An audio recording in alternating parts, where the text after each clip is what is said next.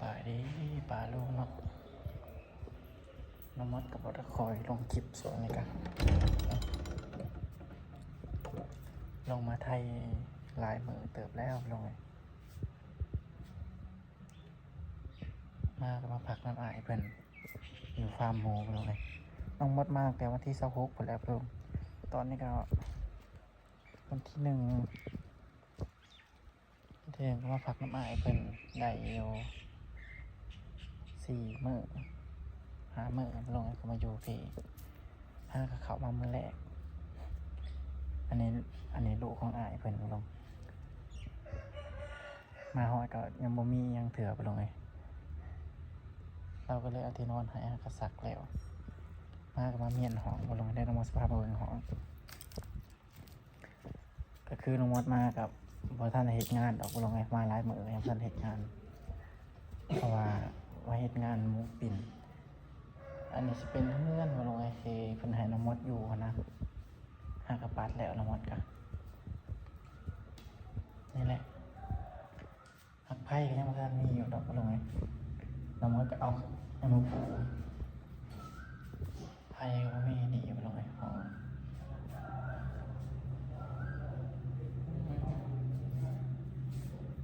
อันนี้เป็นห้องนอนถ้าเราเอาแล้วมาอยู่นำบ่นะ ลงมามือเดียวลงมานำลังน้องมดลงมาก่อนมือหนึ่งมาลงอันนี้จะเป็นสภากินอยู่น้ำตัวเองมาลงไว้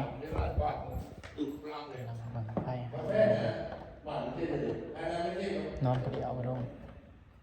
เดือนแบบขจับบริมาเดือนลายลังขจับบริก็เลยว่าให้น้องมดมาอยู่เฮ็ดงานอยู่นี่แล้วมาลงงานโมหันต่อเนี่ยคือแบบนั้นประมาณพักที่สุดพักขยับพักแรก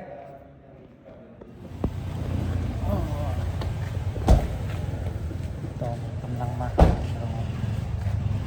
เบิ่งคล้องไส้นี่แหละให้กับเขานอนคืนแรกมาลงยังบ่มีอย่างก็เลยมาเบิ่งคล้องไส้ยังขาดยังหลายอย่างอยู่ลงเลย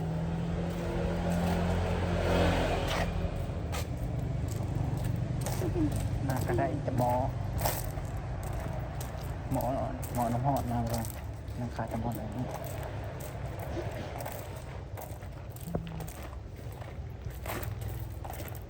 กับพวกกับเขามันกับพวกอันนั้นแบบลงเลยประเด็กแตงโมใบใหญ่ดิเนาะใช้ว่านี่นะใบในนอนเนาะใบใหญ่ดิพี่หลานแค่นี้จะกว่าเบะง่ายโคตรเด้อ1กิน10 คนผู้ใดเนี่ย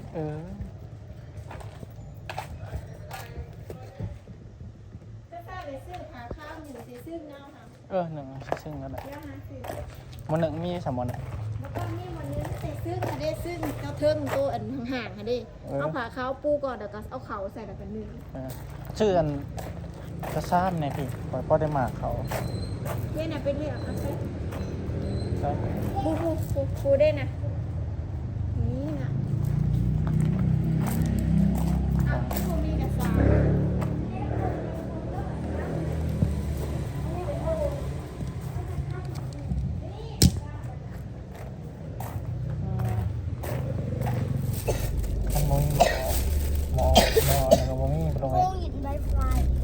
ก็เลยซื้อผ้าเข้าบางอะไรเป็นหนึ่งเขาเอาหากระมาลงแล้วก็มาซื้อเครื่องแกงเครื่องปรุงเป็นอะไรไปเลยฟังบางอื่นละรู้สึกว่าบางเวงเป็นอะไรไปลงเลยถ้าวันนี้มาใส่ไฟใส่ยังไง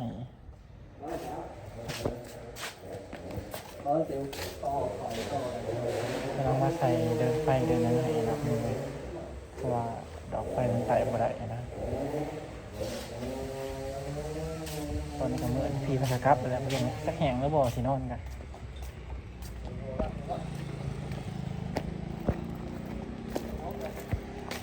ตากไว้ถ้าสักวางมาเนี่ยลุง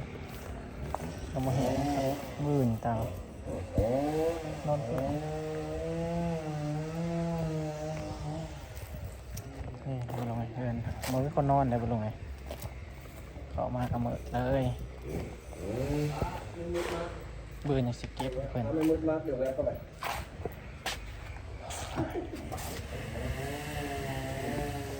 ลงไงนอนเดี๋ยวหาก็เห็นแล้วบุลงไงหาก็ใส่อันนี้แล้วนี่ดอกไฟออกมา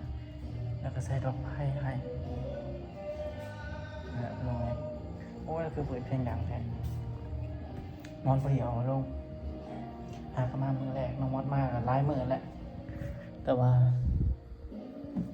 พักอยู่ทำอายเนาะไปเอามาเหตุงานของนอนมาเห็นกันอันนี้เราเอามาใหายน้องมดมีอยู่ผม3 พื้นนี่ตัวนี้3 พื้นตัวนี้ผมน้องคูนมาตะบันโอ้แล้วก็เปิดเพลงดังแบบตรงนี้นอนขึ้นเลยมันมี3 ห้องเราให้เลือกเอายังขาดไปอย่างเดียวมาลงไม่กระไรอย่างแบบมาลงไงขาดปลั๊กไฟฟาน้องวัดไปซื้อวันนี้ครับมาได้ซื้อเอาปลั๊กไฟนะกันเรื่องมากเลยยุ่งแหละมาลงไงยุ่งพัดลมเมื่อนี่หอนมาลงไงขาดแต่พัดลมแหละมาลงไงน้องวัดอยู่ไปซะก่อนพอเพียงเงินมันยังซื้อเอามาลงไงลมมันก็แพง700-800อะไรก็เงินครัวเนาะลงอันนี้ห้องน้ำติดกับน้องวัดก็ไปซื้อทีเป็นน้ำมาให้อันนี้จะมีติดเขานี่มีหัวประเด็กนี่แหละเครื่องครัวน้องวัดมีโคกพร้อมได้ปะลงเลยพี่เพิ่นเตรียมให้แล้วก็หมอเนี่ยจะไม่ได้ใส่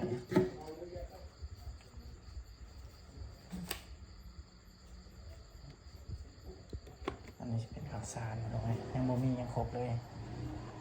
ยังขาดยังมันตัวหอไปอันนี้ก็ได้ตัวหลักที่นี่แหละเพื่อนเลยเครื่องเกลือเป็นนัวอันนี้เป็นข้าวสารยังผู้เดียว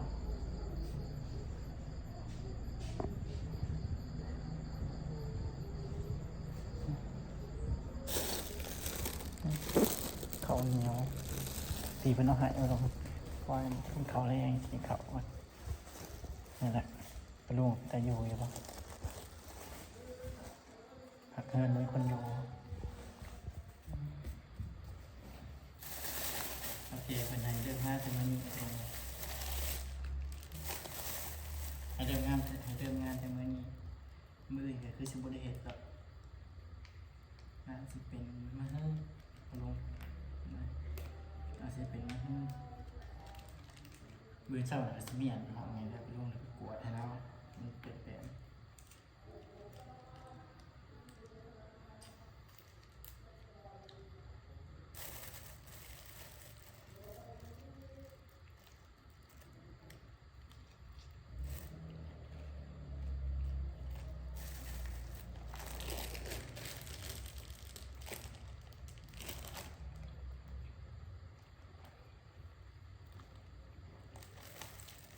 กองเวทเนี่ยไปลงเลย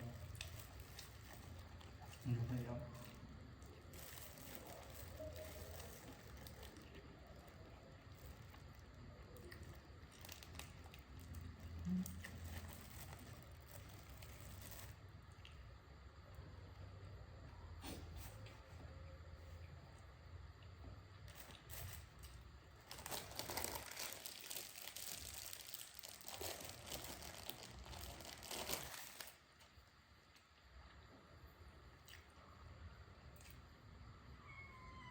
ขึ้นมาเขาแบบเดินมาเขา